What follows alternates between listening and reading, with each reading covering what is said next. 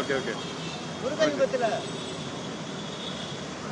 முருகன் ஒரு முக்கியமான செய்தி சொல்ல வந்திருக்கான்.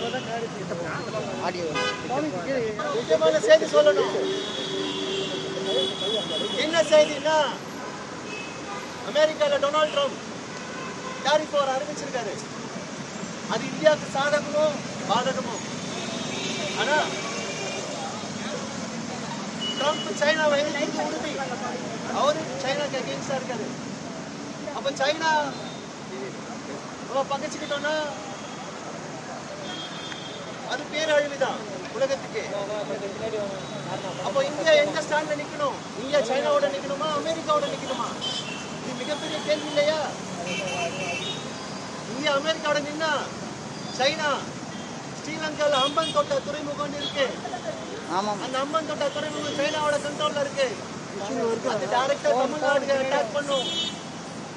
சைனாவை நம்ம பகைச்சுக்கிட்டோம்னா அவங்களோட வார்ஷிப்பை ஸ்ரீலங்கால இருக்கிற அம்மன் தோட்டால வந்து நிறுத்தும். மிகப்பெரிய ப்ராப்ளம்.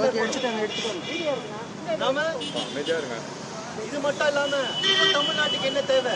அரசியல் மாற்றம் தேவை. எல்லாருக்குமே தேவை இல்லை. கடவுள் மறுப்பு கொள்கை உடையவர்கள் தெரிஞ்சோ தெரியாமலோ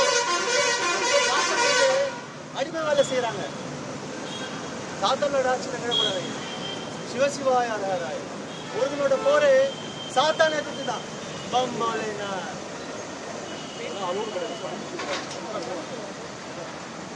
ஐயா, நான் அமித்ஷா பார்க்க இல்ல, நான் இங்க அதை செஞ்சே தீரணும்.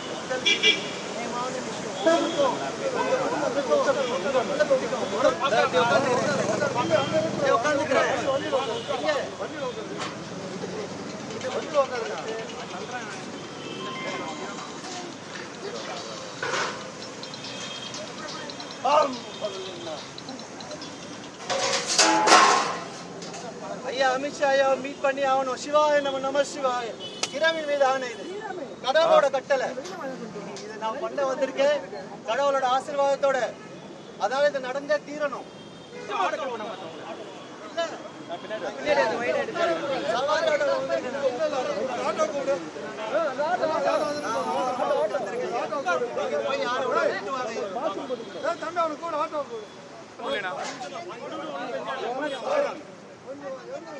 நான் கொஞ்சம் பின்னாடி வேணா, நான் பின்னாடி வேணா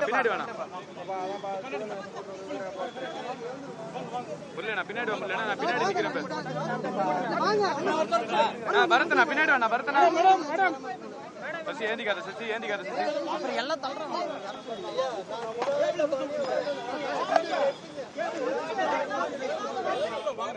अमित शाह जी की मैं एक बात बोलती हूँ, बम बोले சார். எங்க இருந்து வந்திருக்கீங்க நீங்க? भोलेनाथ की जय हो। अमित शाह जी, हमें आपको बात करनी है। भगवान से आशीर्वाद के अच्छे होने वाले हैं।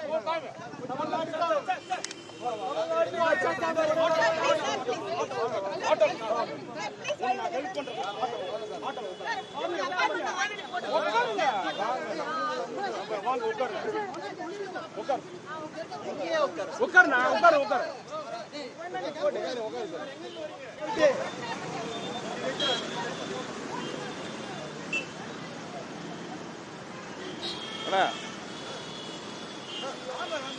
முன்னாடி போட, கொஞ்சம் முன்னாடி போங்க. நேரா போங்க.